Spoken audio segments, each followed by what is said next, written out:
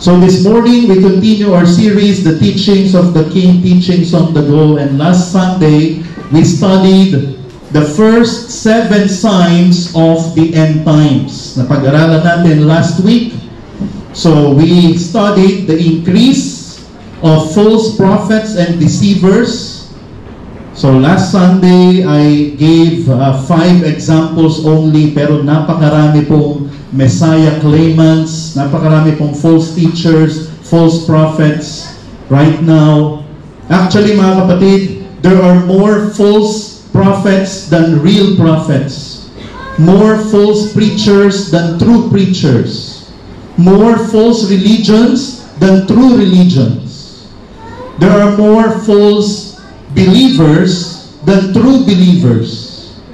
So, we can say that indeed the end is near. So we also studied about wars and rumors of wars. Ang daming nangyayari ngayon. Meron tayong mga nabanggit last Sunday, meron pa akong hindi nabanggit. And you can search that in the internet, the civil wars, political wars happening. And then famines, plagues, and earthquakes. Ito din ay, as the years go by, 2024, nag-increase po yung mga yan. And then persecution of believers. Yung survey na nabasa natin last Sunday ay 2023. And mas marami pa yan ngayon. Persecuted believers or countries targeting believers, Christians. And then increase of backsliders. Dumadami din po ang mga backsliders, apostates, no? Who will betray and hate believers. So as I have said last Sunday, those who backslide, they are not real believers, because in the first place, they will not backslide if they are real believers. They will endure to the end of their lives or to the end of the world. So, worsening of lawlessness and getting cold towards God, yan din ay signs of the times, panlalamig towards God.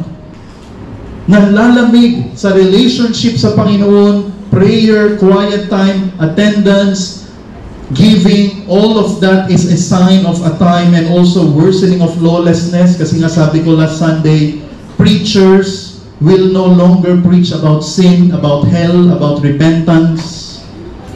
They will preach what will tickle the ears. They will preach entertainment and not edifying messages, convicting messages. And then, the perseverance of genuine believers. How do you know the real believers? They will persevere to the end, until the end of their lives, and before the end of the world, they will keep on worshiping the Lord despite all of this. They will continue, they will not stop. And then another sign of the time, the 7th, proclamation of the gospel around the world. So, we studied last Sunday that this will be fulfilled in the tribulation period, not before the rapture. The gospel will be preached to all the unreached people groups, to all the tribes, all countries.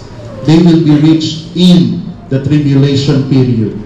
So today, we will continue studying the signs of the end times, and then also, side by side, are instructions for those who will live during this time. Actually, the instructions here are para doon sa mga mananatiling sa tribulation period. This is for those who will be left behind, according to the book. Those who will not be raptured, those who will stay here in the 7-year tribulation period. Instructions for the end times.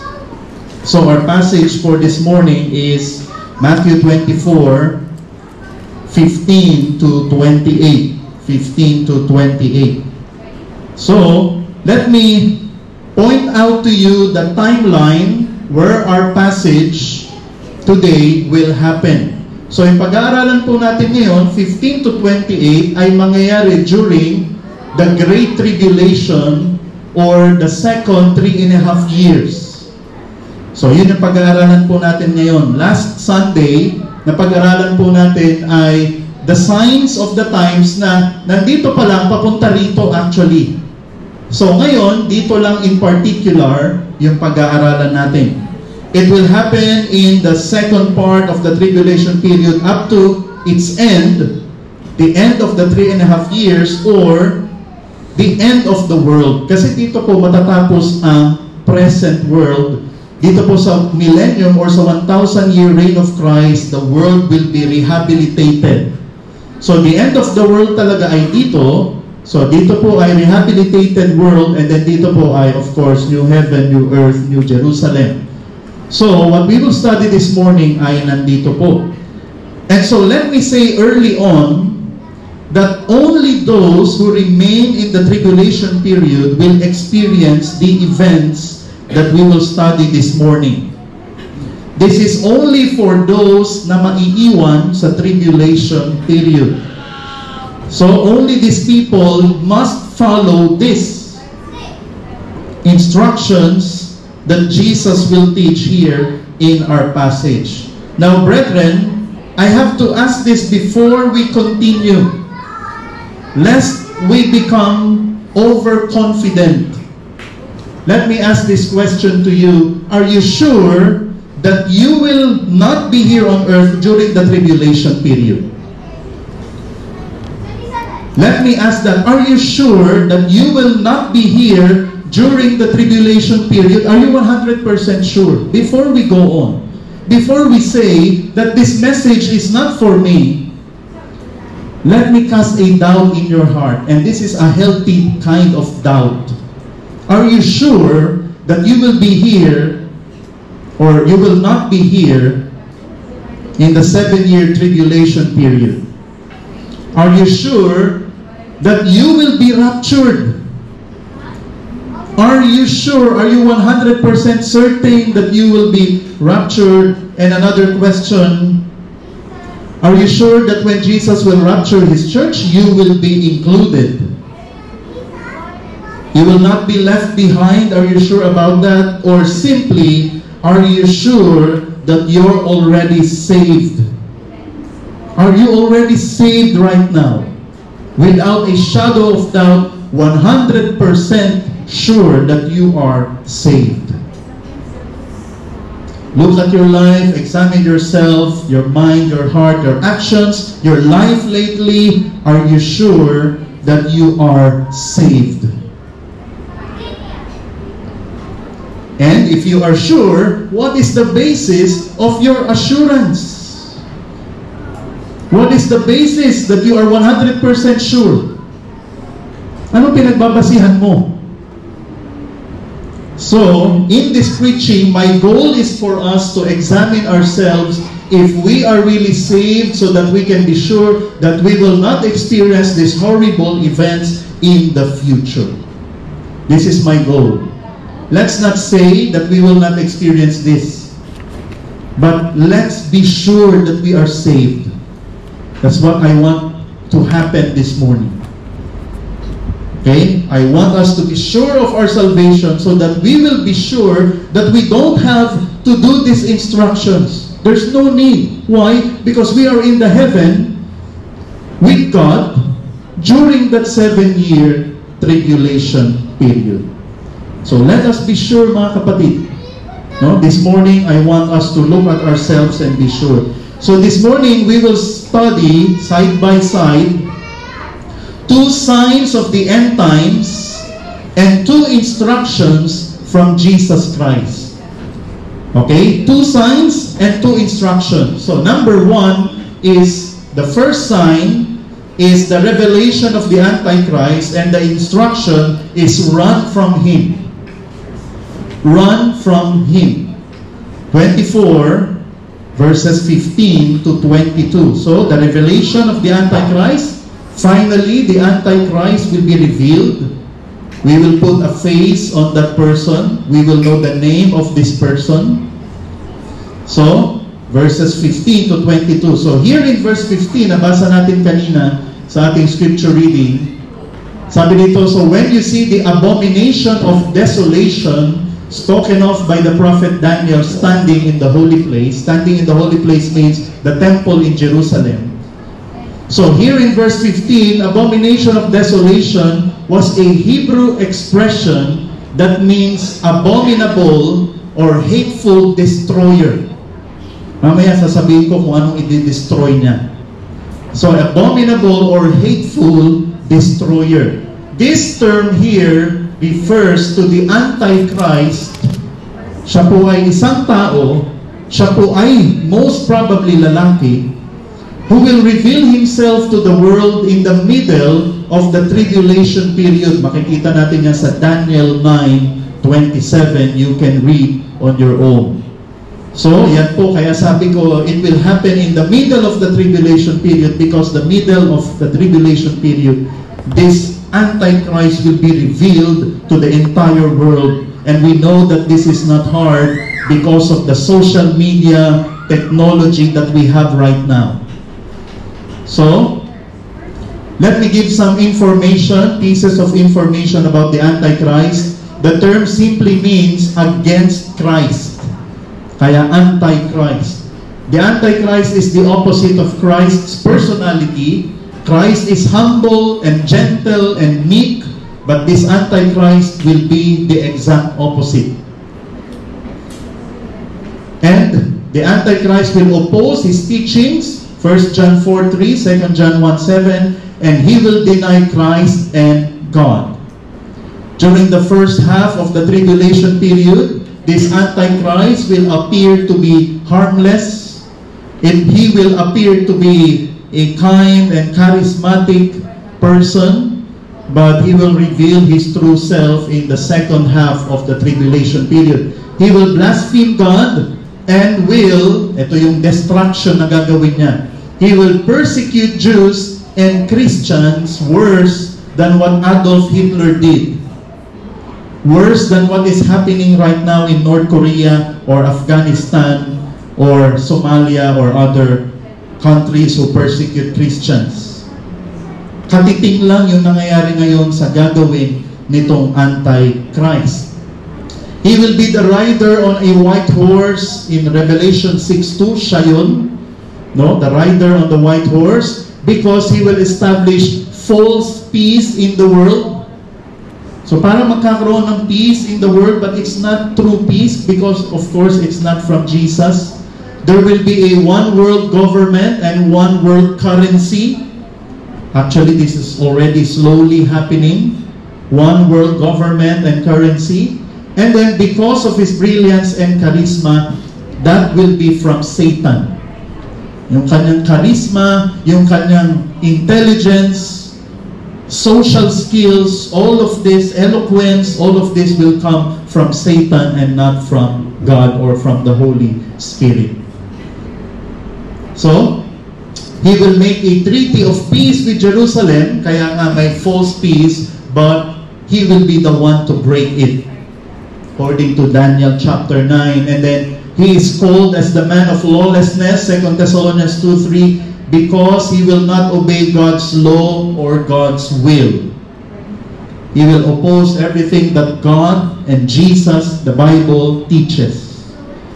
He will stand in the holy place, the temple of Jerusalem, Matthew 24:15, yung passage natin, 2 Thessalonians 2:4, at anong gagawin niya doon? He will declare himself to be the Messiah and God. And 2 Thessalonians 2:4 again, the majority of the world will worship Him. Sino ang hindi mag-worship sa Kanya? Only the elect will not worship Him. But the rest of the world will be deceived and will worship Him. So now, what is Jesus' instruction concerning Him in the end time? So, punta tayo sa mga instructions. Verse 16, it says, then let those who are in Judea flee to the mountains.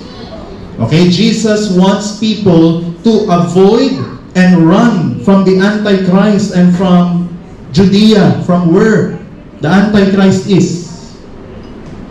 Jesus wants them to literally, physically run from Him. Lumayo kayo sa Kanya. In verses 17 to 18, it says, let the one who is on the housetop not go down to take what is in his house, and let the one who is in the field not turn back to take his cloak. This means to flee Jerusalem, flee Judea, flee the Antichrist hurriedly. Flee without delay.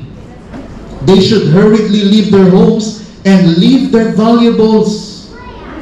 Take their family, take their loved ones, leave the Antichrist, leave Jerusalem. In verse 19, Jesus pronounces woe. Napag-aralan natin ibig sabihin ng woe. Woe to pregnant women and nursing moms during those days.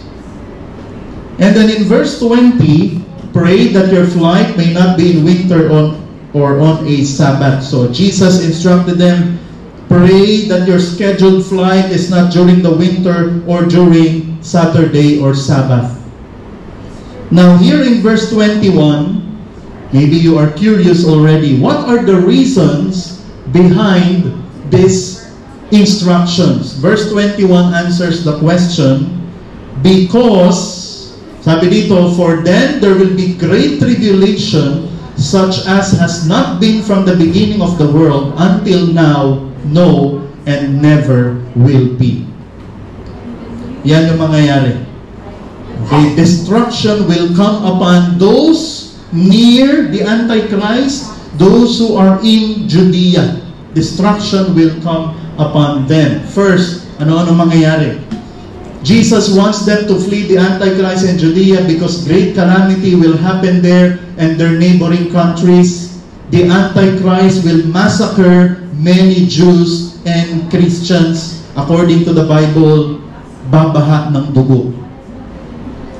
Because the Antichrist will destroy all Christians and the Jews and will try to destroy all. But of course, not all will be killed or murdered by the Antichrist. But many, sadly, will be victimized by the Antichrist. The disasters and destruction that will occur in the tribulation period are never before experienced in the history of mankind. They will also destroy churches and seminaries, pastors' homes, preachers' homes. They will destroy all of this. Second purpose for all those warnings and instructions, Jesus pronounces woe to the pregnant and nursing moms. Bakit kaya? Because, of course, they will have difficulty to flee from the Antichrist, from the persecution, from the murder of the Jews and Christians that will happen. Mahihirapan sila because they are nursing and they are pregnant. Kaya sabi ni Jesus, woe to them because maybe they cannot run away from what will happen. And then, third, Jesus instructs them to pray that their flight will not be during winter or Sabbath because they might experience difficulty in the snowy or stormy weather. You know, that is very dangerous, snowing while you have a flight. And then, of course, storm, winds, and hails, and all of that. And then, they might receive the wrath of the legalistic Jews because they prohibit long travels in the Sabbath. They prohibit more than, sa nabasa ko, 5,000 kilometers ba yun? Or 5,000 cubits pala. They prohibit more than 5,000 cubits of travel during the Sabbath. So, ibig sabihin ni Jesus, you might be able to flee from the Antichrist, pero mamamatay ka pa rin.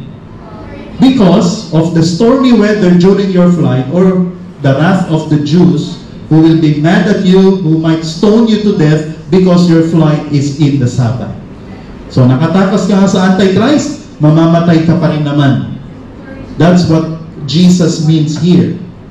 So, Jesus means they might escape the Antichrist, but they might still die. Kawawa naman talaga. In verse 22, Jesus is saying here, and if those days had not been cut short, no human being would be saved. But, we have the word elect here, but for the sake of the elect, those days will be cut short. What is the meaning of this? Jesus is saying the tribulation period was cut short for the sake of the elect. Because if it wasn't cut short, everyone on earth will die. Even the elect will die. If it will go more than 3.5 years, even the elect will die because of the destruction and devastation that will happen in the second half of the tribulation period.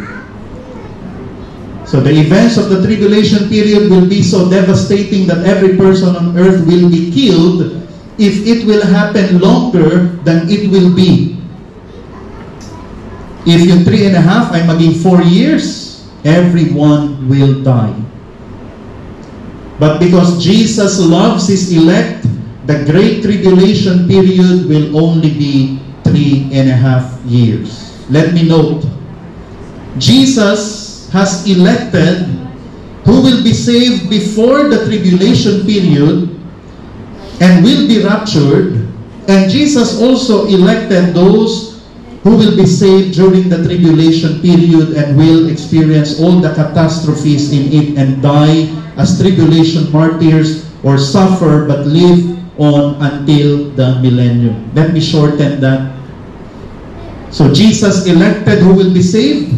There will be those who will be saved before the rapture. There will be those who will be saved during the tribulation period. And of course, those who will be saved during the tribulation period will experience everything that will happen here. They might die or they might not die, but the appointed time for them to be saved is during the tribulation period. That's why there will be elect before the rapture. There are also elect after the rapture or during the tribulation period. So the principle that we can study here, safety is Jesus' greatest concern for tribulation saints. For the tribulation believers, it's no longer, of course, salvation pa rin, but physical safety is Jesus' greatest concern during this time. Jesus wants tribulation saints to be safe for 3.5 years or until Jesus' second coming. That's why He wants them to flee the Antichrist so that you will not die. But if you die, okay pa rin naman as long as you do not get the mark of the beast and do not worship the Antichrist. But if you die denying the Antichrist, rejecting the mark of the beast, then you are a tribulation saint, therefore you will still be saved. But Jesus wants tribulation saints in general to be safe. He doesn't want them to die. So salvation is still possible in the tribulation period, but it will no longer be through faith, but it will be through martyrdom. It will be through extreme suffering. That's how people will be saved during the tribulation period. Because rapture has already occurred. Faith in Christ, lahat ng nagkaroon ng faith in Christ, they're already raptured. So this time, you want to be saved, do not have the mark of the beast, do not worship the Antichrist, you suffer extreme suffering, don't deny Christ, and you will be saved. Application. Brethren, be sure of your salvation. Let me speak to you personally, mga kapatid. Be very certain that you will be raptured and will not endure the tribulation period here on earth. It's not something to smile about or laugh about. This is a serious event. What will happen here, it's just a glimpse actually yung nabanggit ko, yung mga nabasa natin na verses. Why wait for the tribulation period to happen to be sure? If you can be sure today, be sure today of your salvation. Get saved now or be sure now, brothers and sisters in the Lord. Repent of your sins and have faith in the Lord Jesus as your Lord and Savior. Surrender your life to Him, your will to Him, your agenda, your ambitions. Surrender to Him. Follow Him for the rest of your life. Friends, Have you really repented of your sins, trusted Christ as Lord and Savior, and committed yourself to follow Christ? Does your life in private and public reflect your salvation? Does your life, when you are in public, you are in private, you're at home, when you're alone, does it reflect that you are really saved? If you want to be truly sure, consider Zephaniah 2:3. We had a series here 4 years ago. If you want to be sure that you will not experience a tribulation, it says, "Seek the Lord, all you humble of the land, who do His just commands. Seek righteousness, seek humility. Perhaps you may be hidden on the day of the anger of the Lord." That pertains to the tribulation period, the outpouring of the wrath of God. You want to be sure of your salvation? It's not just your faith, but also your works. Sabi dito, seek the Lord. Kailangan ng humility, kailangan ng obedience, righteousness, if you want to be sure of your salvation. Not just 10 years ago, I accepted Christ as Lord and Savior, so I will not be here in the tribulation period. Not just that. But during those 10 years, kamusta ang buhay mo? Kasi baka tinanggap natin si Jesus, but after that, we lived according to how we live. We do our own way, my way. Not God's will, not God's ways. So, it's our humility, our righteousness, our obedience. That's how we truly measure if we are really saved. 2 Corinthians 13:5. Examine yourselves. Let's read all together. Ready, go. Examine yourselves to see whether you are in the faith. Test yourselves, or do you not realize this about yourselves, that Jesus Christ is in you, unless indeed you fail to meet the test. Test yourself. Am I really a Christian? Am I really a believer based on how I live? When I'm in the church or when I'm not in the church, how do I live? Examine yourself. Maybe you are deceiving us. Maybe you are deceiving yourself. Maybe you base your salvation on a word profession, not in a transformed life. So test yourself, and then 1 Thessalonians 5:9, let's read, ready, go. For God has not destined us for wrath, but to obtain salvation through our Lord Jesus Christ. So examine yourselves. Are you really saved? Test yourself.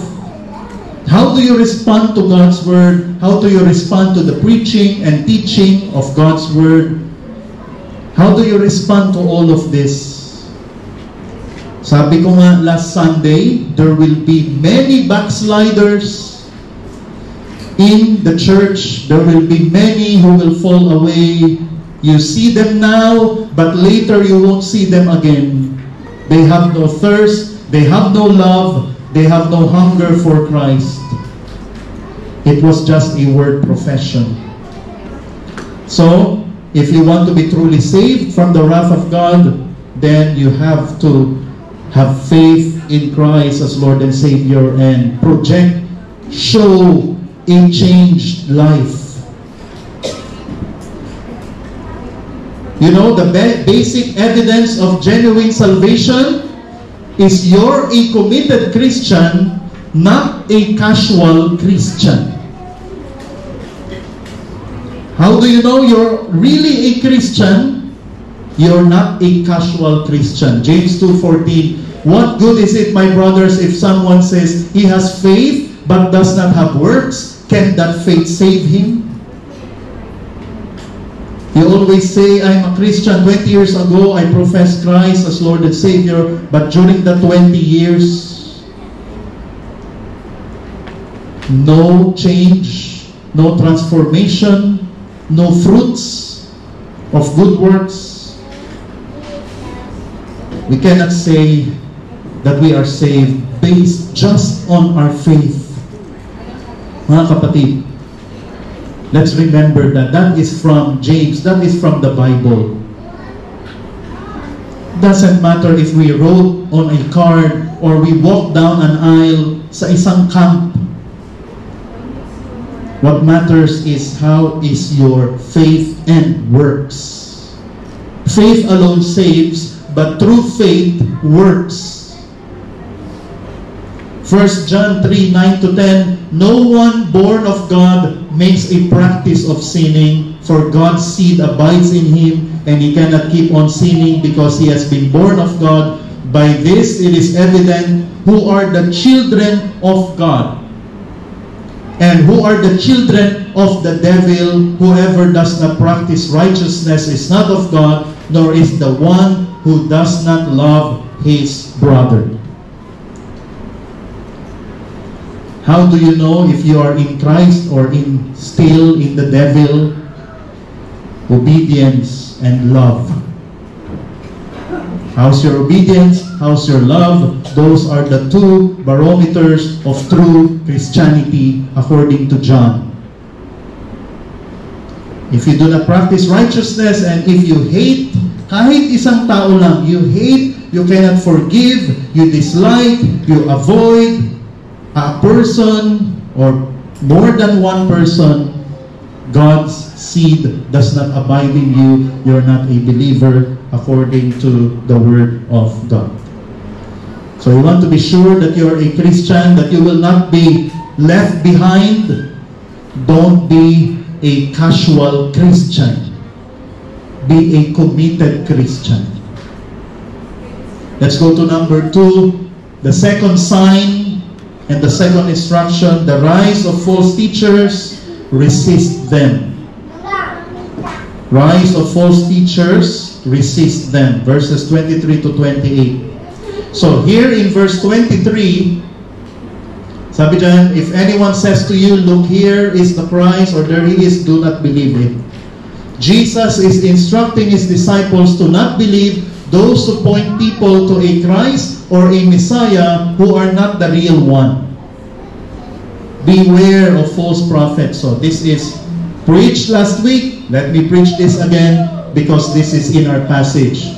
In the tribulation period, these false teachers and false guides will multiply and spread like a virus. Jesus instructs his followers to resist them. As I have said last Sunday, today there are already millions of false prophets, millions of false churches or false religions. This means the rapture, the tribulation period, and the end are really near. Ngayon pa lang marami na. Sa tribulation period, mas dadami pa. Pero ngayon na marami na, we can say that the rapture is really near. In verse 24, it says, for false Christs and false prophets will arise and perform great signs and wonders so as to lead astray, if possible, napakahalaga ng phrase na yan, if possible, even the elect. So Jesus is telling his disciples that in the tribulation period, many false Christs and false prophets will arise and will perform miracles and healings during that time. But under whose power? That's the question. It will be under the power of Satan. This is possible because it is the tribulation period. So, ibang era ito. Ibang period ito. So, even mga peke ay talagang nakakapagpagaling na at nakaka-perform na ng miracles by the power of Satan. The Antichrist will even seem to die and be resurrected, but this will be fake. You can see that in Revelation 13:3.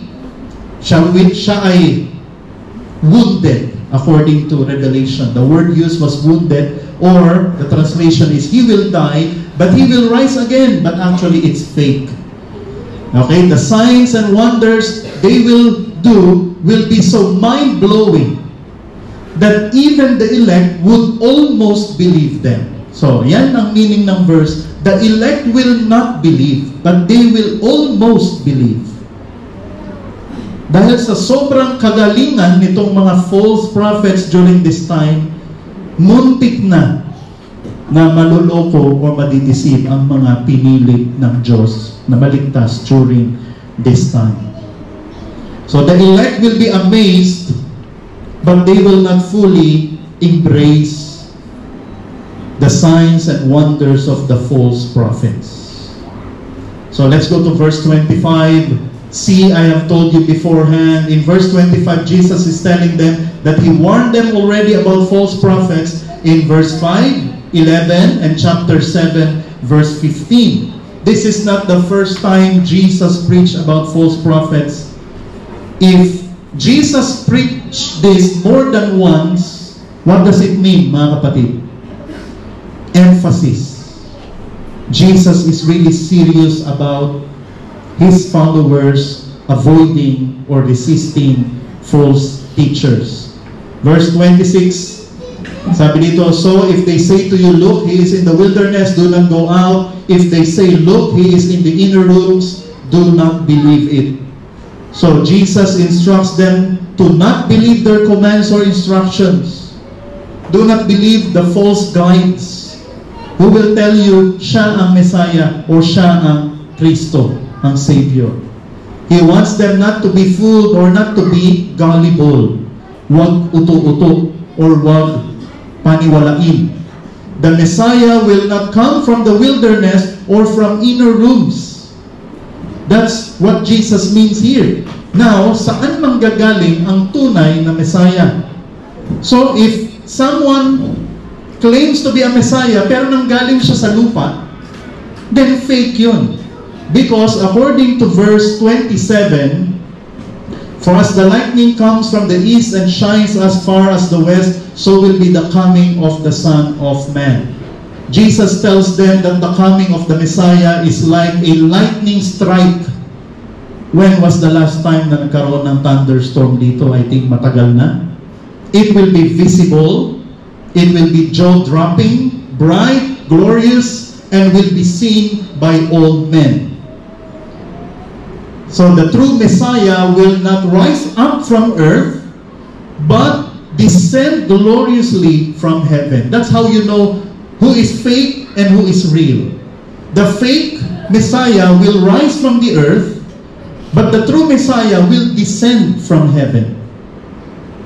So all those who claim they are Messiah or Christ, but they are from earth, they are born from earth, nandito sila all this time, they are not real, they are fake. Because the real Messiah will come gloriously from heaven. 2 Thessalonians 1, 7 to 10. Let's open our Bibles there. Let's exercise our fingers. Nadaanan natin ito sa ating series sa 2 Thessalonians. Verses 7 to 10, 2 Thessalonians 1, it says, and to give relief to you who are afflicted and to us as well when the Lord Jesus will be revealed from heaven with His mighty angels in flaming fire. Verse 8, dealing out retribution to those who do not know God and to those who do not obey the gospel of our Lord Jesus. This will pay the penalty of eternal destruction away from the presence of the Lord and from the glory of His power, when He comes to be glorified in His saints on that day, and to be marveled at among all who have believed, for our testimony to you was believed. So we believe that there are two phases of Jesus coming. The first phase is the rapture, where not everyone will see Christ, only the believers. Only the believers will see Christ. We will be caught up in heaven. We will be in heaven for a few minutes. Believers who died, they will be resurrected. Makakasama natin sa langit or sa himpapawid. And then we will go to heaven for 7 years. The second coming of Christ, which is this, after the 7-year tribulation, will be seen by all men. Okay? This will be seen by all men. And I believe, especially, yung mga nakatira dito sa mga condo na nasa more than 5th floor, pag kumidlat, kitang-kita talaga natin. It will be like that. Nakakagulat. It's overwhelming, it's jaw-dropping, it's so bright, ang sakit sa mata. Si Mafe, talagang tumatalbog siya. Gaganon talaga pag umilaw pa lang or tumurog. Napapatalbog kahit tulog. Ayun. Because the sound and the appearance will be like that. But of course, this will not be a single lightning. This will be matagal na brightness. And it's not just Jesus riding on a horse. It will be all believers in history will be side by side with Jesus during this time. So Matthew 24:28, sabi dito, but before we go to verse 28, you know, this event in verse 27, this will be far greater than VFX in movies and better than our imagination. This will be beyond our imagination. I believe pinipicture nyo na sa isip nyo, paano kaya to? But this will be more than beyond our imagination. Verse 28, the last verse, wherever the corpse is, there the vultures will gather. What Jesus means here is that if a carcass, alam natin, di ba? Nasa disyerto tayo, may nakita tayong patay na hayop. If a carcass encircled by many vultures are visible from afar, malayo pa lang tayo, nakikita na natin may patay na hayop doon kasi may mga umiikot-ikot na mga vultures. Kahit nasa malayo tayo, alam natin, ay may patay na hayop doon. No? The same would be with Jesus coming. It would be visible from afar. And despite the world being a sphere, all men shall see it. Actually, shinare ko to kay Mafe. Paano kaya yun, ano? All men will see it, but the earth is not flat. It will be seen in Antarctica, it will be seen in Thailand, it will be seen in the Philippines, but the earth is round. So how will this happen? No? Actually, nag-research ako, no? And of course, doon na naglabasan na the earth is flat, gano'n. Because all men will see this. No? But ito yung pinakamagandang sagot na nakita ko. Imagine the midday sun, but bigger, brighter, and occupying a wider space in the sky because Jesus will be accompanied by saints and angels. Alam natin dito, for example, nasa Bangkok tayo, kita natin yung araw. Pag pupunta tayo sa province, kita pa rin yung araw, pero sa ibang position. It will be like that. But it will be bigger. Kasi hindi lang sa Thailand siya kita, kung hindi sa ibang bansa din. It will be difficult, di ba? Kasi ngayon, umaga dito, pero gabi sa US. So that's really mind-boggling. But you know, of course, this will go beyond our human comprehension how to explain this. And my face and my explanation will not be enough to explain to you this supernatural event. But this will happen during the time, the second coming. The earth is round, the earth is a sphere, but all men will see Him from afar, and even those sa Battle of Armageddon, sa Valley of Megiddo, everyone will see Him. And us, nakasama ni Jesus, na magta-touchdown sa lupa and will make war with rebellious Gentiles and unbelievers. All men will see this. This will be like nothing we have ever seen or could ever imagine. These explanations in the internet are not enough because this will be something, sabi ko nga, supernatural, and only Jesus can execute this to perfection. So, principles. First, false prophets will abound until the end times. They will get more plenty as the years go by. There's no stopping it. So let's not pray, Lord, sana mawala na ang mga false prophets. I'm sorry to disappoint because they will get more plenty as the years go by. Second, the true Messiah will descend from heaven and will not ascend from earth. I hope we remember this. We will not be deceived. And I hope we can teach this to friends or family who are in cults. They are thinking that the Messiah is with them. Kasama nila every Sunday yung Messiah. or yung kanilang Messiah, yung kanilang tagapagligtas ay namatay na, binibisita nila yung puntod. So I hope they will know that the true Messiah will ascend or descend from heaven. The Messiah won't be a pure human arising out of the earth, but the God-man, Jesus Christ, who will descend from heaven to earth. The Antichrist or the fake Messiah is here on earth among us. Maybe they are already alive right now. Maybe they are babies right now. Maybe estudyante natin. We just don't know. But they are here on earth among us. But the genuine Messiah is now in heaven, preparing to return. So applications. First, beware of false prophets and do not be spiritually gullible. As I have mentioned last Sunday, Joshua Harris, the author of I Kiss Dating Goodbye, fell, backslid, is now an ex-evangelical. If it's possible for him, a pastor, popular, a good preacher, if it's possible for me, it's possible for anyone. So let us not be spiritually gullible. Let's not be overconfident.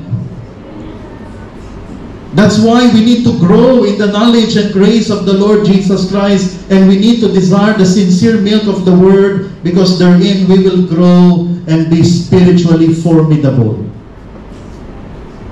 We need to continue to grow and desire to grow. Me, small group leaders, preachers, all of us, so that we will not be deceived by false prophets. False prophets won't be able to fool us if we know God deeply. If we know Jesus, the Holy Spirit, salvation, heaven, hell, Satan, the Bible, the end times, if we know this deeply, we will not be fooled. We will not be persuaded by these people. Let me ask you, brothers and sisters in the Lord, are you strengthening your spiritual immune system from falsehood and deceptions around you? Are you strengthening your spiritual immune system? Are you serious with your quiet time? Are you serious with your church attendance, listening to the preaching, prayer meeting, preaching? Are we serious with all of this? Are you getting deeper, or are you getting stagnant in your knowledge of God? Or are you falling? Wala nga palang stagnant. It's either you're rising or falling in our knowledge of God. Second, application. Let us evangelize and make disciples. If you really love your family and friends, you will protect them from false teachers and false religions. Let me say this, brothers and sisters. This is constructive, what I will say. You will not rest and you will not be at peace until they hear and embrace the gospel. Sadly, many believers, they sleep peacefully at night, and they are not troubled by the fact that their loved ones are going to hell. They sleep peacefully at night. They don't do anything. They don't even send a PM to their friends or loved ones for them to embrace Jesus as Lord and Savior. Friends, don't just pray. Start speaking up, or start sending a message of the gospel to them. We don't know when the rapture will be, but we see the signs are already hinog. The labor pains are more occurring. So why delay, mga kapatid? Third, prepare to meet your God personally. Are you prepared to meet God, to meet Jesus. You know, sabi dito, the best preparation is to be saved, to be sure of your salvation, and to live in holiness and obedience daily. That's the best preparation, mga kapatid. You are living a holy life. You are fleeing from sin.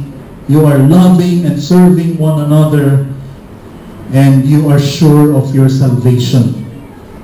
And sure ka din sa salvation ng anak mo, ng asawa mo, ng magulang mo, ng kapatid mo. You are sure of your family, your loved ones, the people closest to you. You are sure that they are saved. And if they are not saved, I will hurry. I will not delay, but I will share the gospel to them. Let me ask you this morning, mga kapatid, serious questions. If Jesus will arrive now, will you be excited or embarrassed?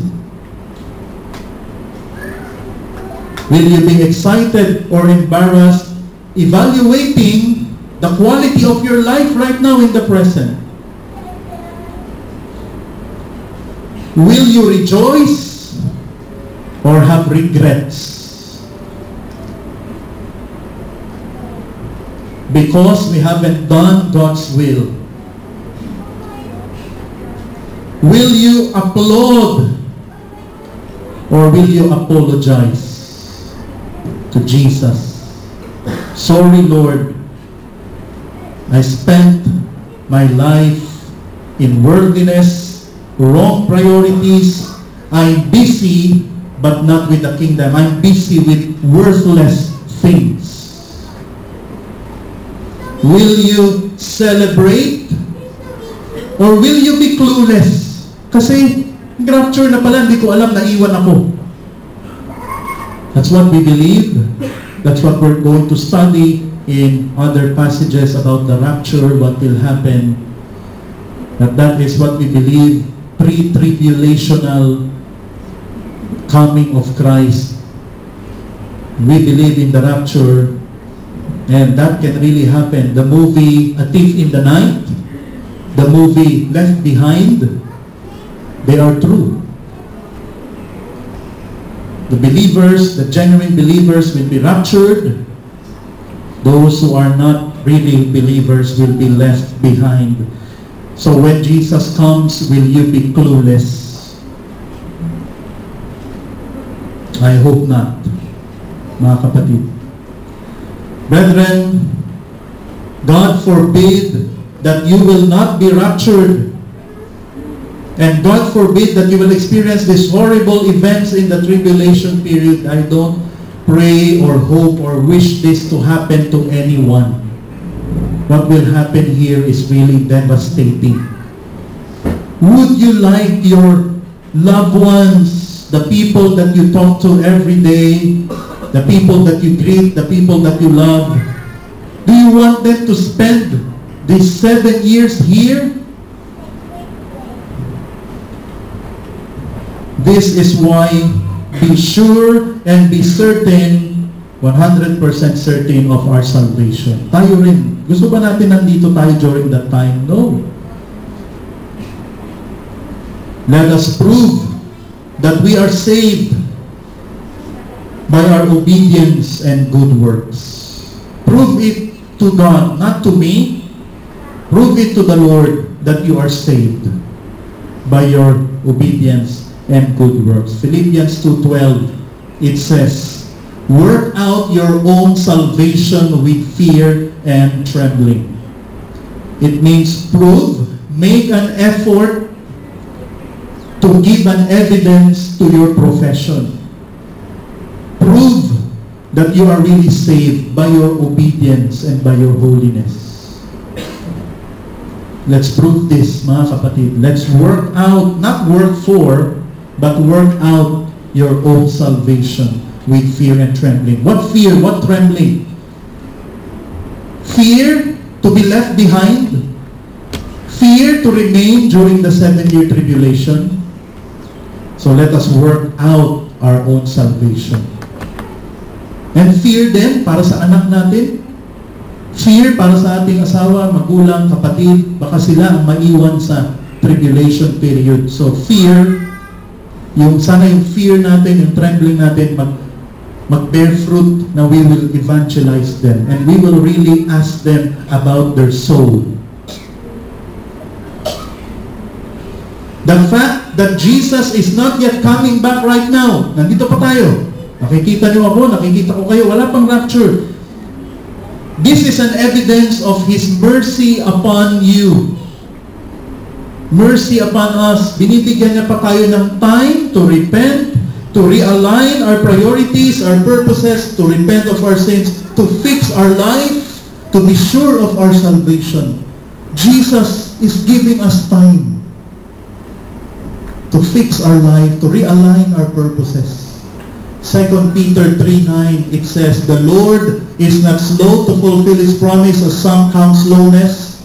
Kasi marami nagsasabi, bakit wala naman si Jesus? Hindi naman talaga. Babalik si Jesus. Wala na yatang katotohanan yun. Pero hindi pa bumabalik si Jesus, is patient toward you because He is not wishing that any should perish, but that all should reach repentance. It's a time for me and for you to repent while Jesus is not yet coming back. Mga kapatid, it's a time, God is giving you time. God is giving us time to be sure of our salvation and also to evangelize. Mga kapatid, I hope that this will have a good fruit sa ating buhay. I hope that we will remember the instructions and the principles from this passage. Let us pray. Our dear God and Heavenly Father, we thank you for your word. We thank you for once again teaching us about the signs of the end times. And thank you, Lord, also for the instructions. Lord, we pray that all of us here will be sure of our salvation, that we will see each other in the rapture. Lord, forgive us of our sins. We repent, Lord, if we are negligent, if we are complacent, if we are getting cold. Forgive us, Lord, if we are in the verge of backsliding. Forgive us, Lord, and we pray that we will work out our salvation with fear and trembling. We pray, Lord, that we will realign our purposes before you return, and we will fix our lives, and we will not live in worldliness and worthlessness. Lord, we commit ourselves to you, even our family, Lord. Give us the courage to evangelize. Thank you, Lord, for your word. We thank you for the challenge, the encouragement, and for the rebuke. In Jesus' name, amen.